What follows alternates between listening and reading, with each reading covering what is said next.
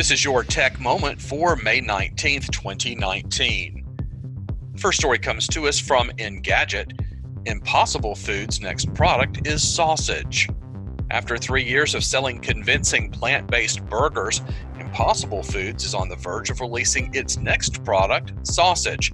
We first learned about and tried the product during a trip to Impossible's headquarters in Redwood City, California. In the test kitchen, Impossible cooked up a sausage patty for a breakfast sandwich and folded the ground meat into a steamed dish, showing its versatility. The sausage is one of many new foods the company has been testing the waters for, including eggs and steak, as it bills itself as a platform for creating custom proteins rather than a vegan burger manufacturer. Also from Engadget, many of Brexit Party's Twitter followers appear to be bots. It's not shocking to see Twitter bots latch on to a political campaign, but it's not often they do so after a campaign starts, let alone on a large scale. That appears to be the case with the UK's Brexit Party. However, the no-deal EU withdrawal party is only a few months old, but researchers talking to BuzzFeed News found that many of its Twitter accounts are networks of bots and other inauthentic users. The exact amount isn't clear, but F-Secure's Andy Patel noted that over 8,800 users, roughly 7% of the party's Twitter base, were both recently recreated and disproportionately responsible for retweeting party material. Some of these accounts have been producing massive volumes of tweets focused on Brexit and clearly in unrealistic amounts. One tweeted 823 times in the space of a day. Some are new, while others are from outside the UK. Regardless of behavior, the surge of new followers for the party suggested inorganic behavior. Just who is behind the accounts isn't clear. It could be astroturfing, where organizers or supporters artificially inflate follower counts and messages to make the party seem more popular than it is. However, it could also represent an outside influence campaign trying the familiar tactic of stoking political tensions to weaken the country's resolve. A spokesperson claimed the party didn't have any more control over individuals creating accounts than it did the weather, but that didn't address concerns about highly automated account creation or buying legions of fake followers. Twitter has banned at least 7 of the suspicious accounts, and spokesperson maintained that the social network would robustly enforce its policies. There are anti-abuse measures Twitter is taking that researchers can't see, the representative added. However, BuzzFeed understood that Twitter hadn't found evidence of a coordinated plot and didn't consider the Brexit debate to be a major problem. There's something questionable happening, though, and this at least suggests that it's good to be wary when politically motivated groups enjoy a sudden rush of popularity on social networks. Unpatched Ethereum clients expose the ecosystem to 51% attack risk. Security researchers from SR Labs have published a report that analyzed the risks for Ethereum network caused by unpatched Ethereum clients. Researchers at SR Labs published a report based on ethernodes.org data that revealed that a large number of nodes using the popular clients Parity and Geth is still unpatched. From The Verge, 1 million fans signed Game of Thrones petition, but it won't stop them from being killed off tonight. This comes to us from The Verge. As fans prepare for the longest night, a world without Game of Thrones, many are still hanging on for dear life.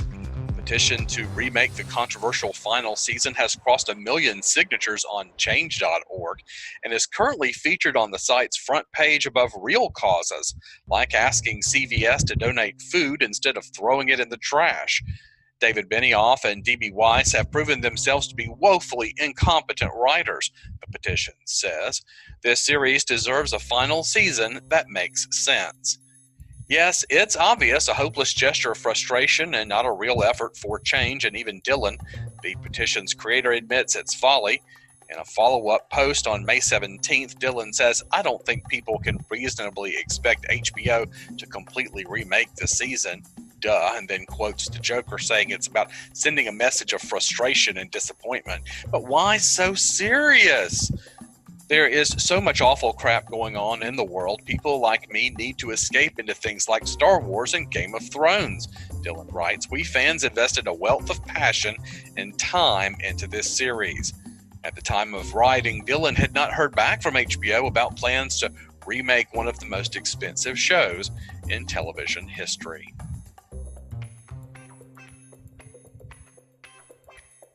Also from The Verge, Alt Frequencies is an interactive audio drama about government conspiracy and time travel. Time waits for no one, but occasionally it does get stuck in a loop. So goes the premise of Alt Frequencies, a new audio mystery in which players skim radio stations to uncover a government conspiracy. Alt Frequencies is the latest game from Accidental Queens, creator of A Normal Lost Phone and Another Lost Phone, Laura's Story. Its latest tale, available now for mobile and PC, posits that our lives may be stuck in a never-ending time loop initiated by government officials. We just don't know it yet. In order to expose the truth, players listen to different radio broadcasts, record relevant information, and send it back into the airwaves. It's an interesting idea executed simply. Swiping left or right will allow you to browse different radio stations, while you can record any audio clip you want and send it off by swiping down then up, respectively. The key to moving forward is to identify which clips expose information and which radio station is best suited to broadcast it. Each tale loops endlessly until you move forward, though mercifully you can speed past broadcasts with quick taps. The key is to get to know the personality of each station and its broadcaster, as well as their motivations. It's a conceit that succeeds because Alt Frequencies characters are rich in color. You only hear, never see each broadcaster, but their personalities leap off the screen. Whether it's the opinionated shock jock who can't stop pissing people off, or a pair of radical college students hell-bent on social change, each station feels like one you should stumble onto in your drive home. Despite its sci-fi hook, Alt Frequencies is a painfully relevant story. Paints a troubling, sometimes true-to-life picture of how misinformation spreads even when the facts exist just a few knob turns away. Major platforms like YouTube, Facebook, and Twitter are still grappling with radicalization and dangerous conspiracy theorists. Escaping forced time travel is the least of our worries. Faced with our reality, however, it feels like a quaint, even comforting alternative. Alt Frequencies is available via iOS, Google Play, and Steam. And finally today, how tech companies are shaping the rules governing AI. Ars Technica by Wired. In early April, the European Commission published guidelines intended to keep any artificial intelligence technology used on the EU's 500 million citizens trustworthy. The bloc's Commissioner for Digital Economy and Society, Bulgaria's Mania Gabriel, called them a solid foundation based on EU values. One of the 52 experts who worked on the guidelines argues that foundation is flawed thanks to the tech industry. Thomas Metzinger, a philosopher from the University of Mainz in Germany, says too many of the experts who created the guidelines came from or were aligned with industry interests. Metzinger says he and another member of the group were asked to draft a list of AI uses that should be prohibited. That list includes autonomous weapons and government social scoring systems similar to those under development in China. Metzinger alleges tech's allies later convinced the broader group that it shouldn't draw any red lines around uses of AI. Metzinger says that spoiled a chance for the EU to set an influential example that, like the bloc's GDPR privacy rules, showed technology must operate within clear limits. Now everything is up for negotiation, he says.